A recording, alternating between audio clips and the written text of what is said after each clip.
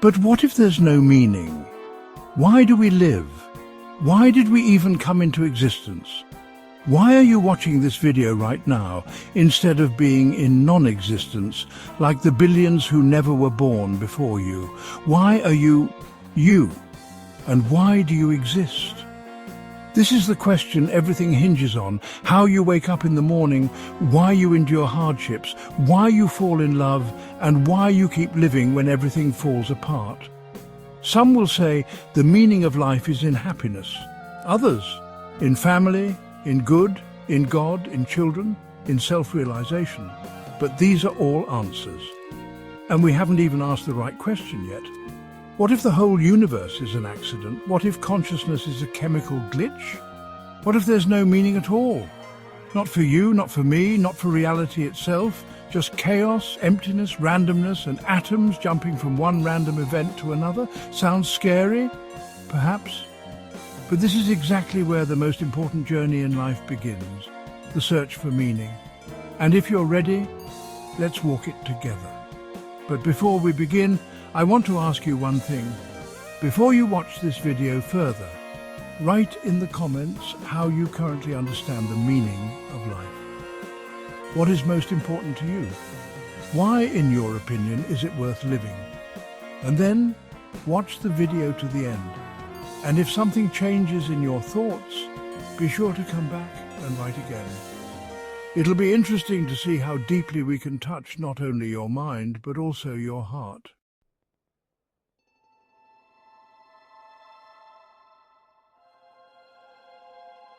When we ask, what is the meaning of life? Science responds with silence. It wasn't made to find meaning. It describes things, measures them, and predicts what will happen. But it doesn't tell us why. Still, science has given us some of the most amazing discoveries about life. For example, here's a fact. The universe didn't have to create life. Not at all. Most ways the laws of physics could combine wouldn't lead to atoms, molecules, or even thinking. And yet, here we are. Planets, stars, galaxies. All of this came from a tiny wobble in the very first moments of the Big Bang. Then for 14 billion years, matter changed and grew until one creature on a tiny planet asked itself, why all of this? From a science point of view, life is a system that can make copies of itself and is good at staying alive. Living things fight for food, have babies, and change over time. That's how we got to be humans. And yes, at a tiny level you are just strands of DNA, proteins, fats and carbon. Nothing personal, but can thinking, love, giving up things for others, music, art, hope, just be seen as side effects of how we changed over time? Can what we feel when we look at the starry sky really be explained? After all, truly, no science is enough to explain why complicated things suddenly appeared from messy chaos. Why we became aware of ourselves from stuff that wasn't alive. Why the universe, just for a moment, looked at itself through our eyes. Scientists who study physics say the universe is set up as if it were perfectly tuned for life. If gravity were even a tiny bit stronger, the universe would have crashed in on itself. If it were weaker, it would have spread out and stayed empty. The numbers that control nuclear reactions, the speed of light, the way atoms are built, all lined up perfectly. So what is it? Just an amazing accident? Or is there a plan here? Science doesn't say yes and doesn't say no. It just watches and is amazed.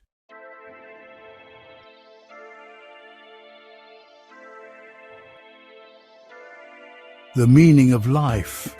Words repeated by school children tired of homework, phrases tossed around in kitchens and poems. And the question that has puzzled the greatest minds of humanity for centuries, millennia. Socrates said, an unexamined life is not worth living. He believed that a person is obliged to seek truth and meaning. Otherwise, their existence is empty. He did not offer ready answers, but believed the path to meaning lies in honest self-reflection. Courage, justice, moderation, reason, not in pleasure, not in wealth, but in inner growth. Buddha taught that life is suffering, but this is not the end but the beginning of the path. Meaning lies in liberation from suffering through understanding, compassion, meditation and detachment. He offered not faith, but practice. Walk the path yourself and know. Existentialists such as Jean-Paul Sartre and Albert Camus lived in the 20th century. In the shadow of wars, destruction and absurdity, they declared, there is no meaning, the world is indifferent, God is silent, but this is not a sentence, this is freedom. Man first exists, then creates himself, Sartre wrote. You yourself are the architect of your life. You yourself give meaning. Friedrich Nietzsche spoke of the death of God not with joy, but with trepidation. He knew that the disappearance of absolute values would create a void, and he proposed a path to transcend oneself, to become a superman, a creator of new meanings. Russian philosophy also did not remain silent. Berdyaev, Florensky, Elian all spoke of the spiritual nature of man. That meaning is not in progress, not in consumption, but in spiritual development, in love, in sacrifice, in the search for truth. And now, pay attention. All these thoughts are different. Some contradict each other. Some say meaning is in serving God. Others, meaning is in freedom from all ideas. But they are united by one thing. No great philosopher said that there is no meaning at all. None of them claimed that life is just chaos, just chance. Even those who denied objective meaning admitted we can and must create it ourselves. This is not always easy, but it is precisely in this that the strength of man lies, not in finding a ready answer, but in living as if your life matters.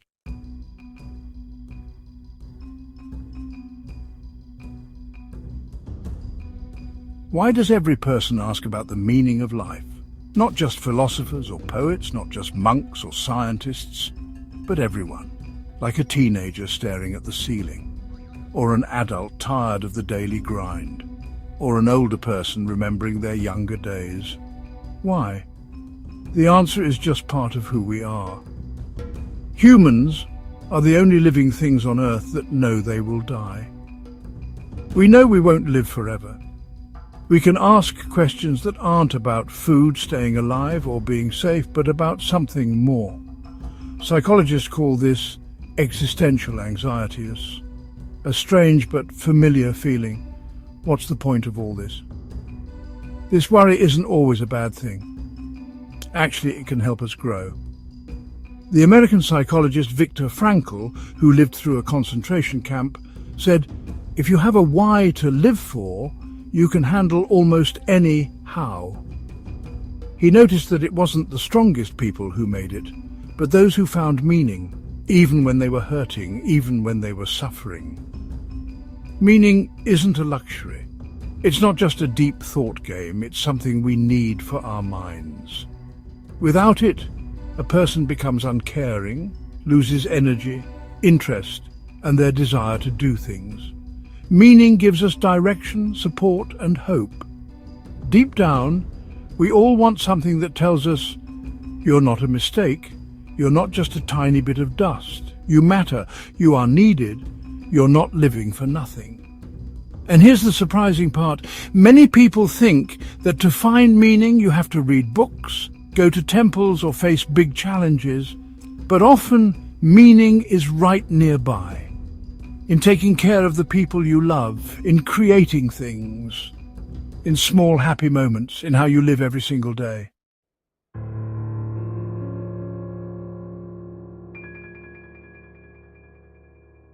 When we ask about the meaning of life, science usually doesn't say much. Physics tells us how the world works, chemistry tells us what it's made of, biology tells us how the body works.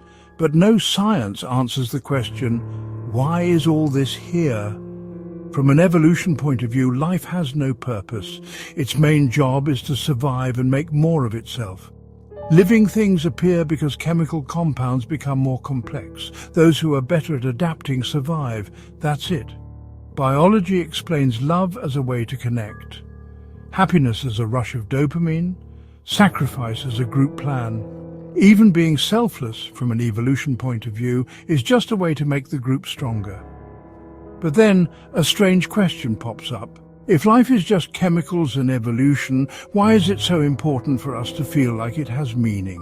Why aren't we happy just eating, sleeping, and having kids? Maybe this shows that we are more than just bodies. Maybe we have an inner self that doesn't fit into rules. Some scientists are now saying that consciousness is not just the brain.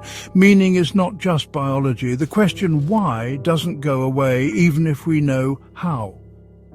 Physicist Roger Penrose, who won the Nobel Prize, says, "Consciousness and mind cannot be explained by just physics. There's something more there." So science explains a lot, but not everything. And in that, not everything might be hidden not just meaning, but the real mystery of why we exist.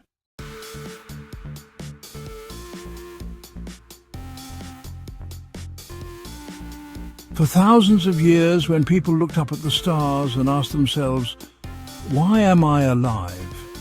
religion was usually the first to give an answer. Islam says people weren't made by accident, but for a reason. Not for fun, not for power. But to find the truth, to try to do good, and to be a leader, God's helper on earth. The Quran clearly states, "I only created spirits and humans to worship me." But what does worship really mean? It's not just about doing rituals. It's about living life the right way, trying to learn, being fair, and taking care of those who are weak, and always working to make yourself better. In Islamic thinking, a person shouldn't just be good, they should try to get better every single day. The journey itself is the main goal. Christianity says people are made to be like God.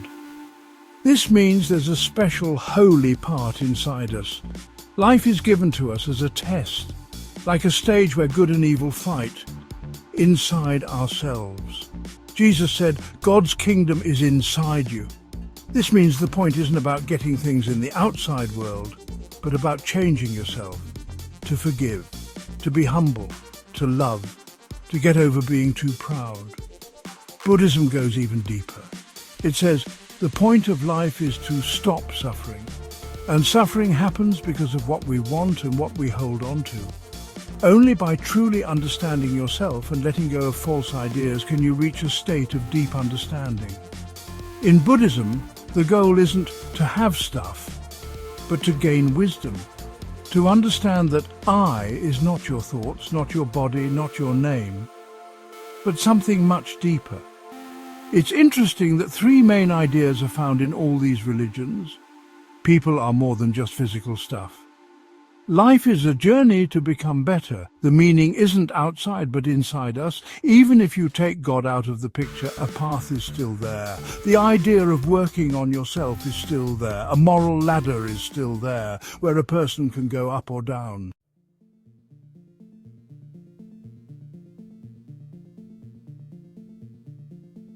Today, millions of people don't believe in God.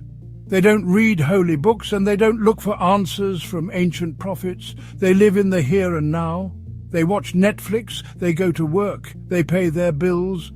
But the question hasn't gone away. Why am I alive? When there's no God, you have to answer that question yourself.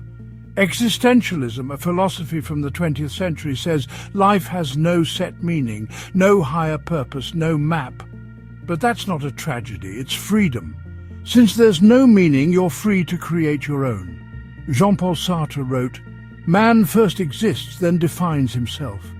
You weren't born to be someone. You become who you choose to be, but with this freedom comes worry. Because if you don't find meaning, no one else will find it for you. That's why there's so much emptiness in the modern world. People feel that everything is meaningless, that life is just a bunch of random events, that death is the end with nothing after it. This feeling is called nihilism. Some go even further. They say, since there's no meaning, just enjoy yourself. Live for pleasure, travel, earn money, have fun. This is the philosophy of hedonism. But the problem is that pleasures quickly get boring, and people end up back at square one, with emptiness inside. but others say something different. Meaning is in what you leave behind, in your children, in your ideas, in the good you've done, in the book you wrote, in the tree you planted. This is the philosophy of legacy. In the end, modern people face a choice: either believe in a higher meaning, or create their own, or accept that there is no meaning and just live with it. No path is easy, but each one requires being honest with yourself.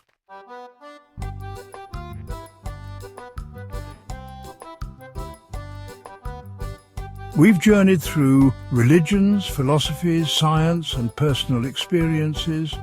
And now, in the end, one simple but profound question remains: what should I, a specific person, do to live a meaningful life? First, it's worth understanding. Meaning isn't always loud. It doesn't necessarily mean saving the world, launching a rocket, or composing a symphony.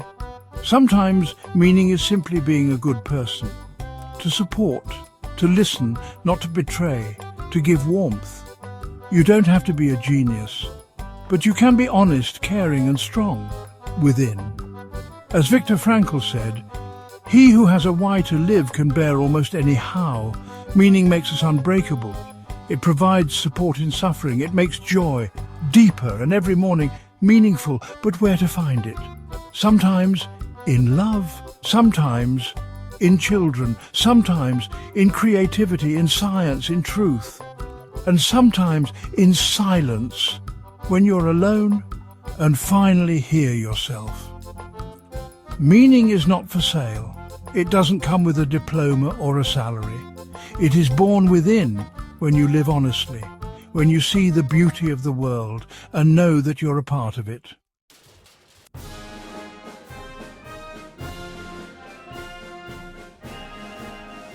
I've thought a lot about this, and I came to a simple idea. The meaning of life is about growing. A person should, first and foremost, make themselves better. Try to be wiser, kinder, and more organized inside. They should become the best version of themselves. Then take care of their family, not just feed them, but teach them how to live right. Be an example. Give not just food, but also light. Then help others around you, family, friends, those who are having a hard time. Try to do good even if it's tough. And then think about your city, country, world. Build, create, leave your mark. But to understand all of this, you don't need to be a professor or a philosopher. I think even a school child has enough sense and logic to feel the truth. The main thing is to be honest with yourself, even if it hurts, even if you have to go against what you want. Only then can you truly think and find your own meaning. And now it's your turn. If you watched this video to the end, it means you really care. It means you're also searching, thinking, feeling. So be sure to write in the comments what you think about the meaning of life. How do you understand it? Do you agree that the meaning is in growth, in family, in kindness?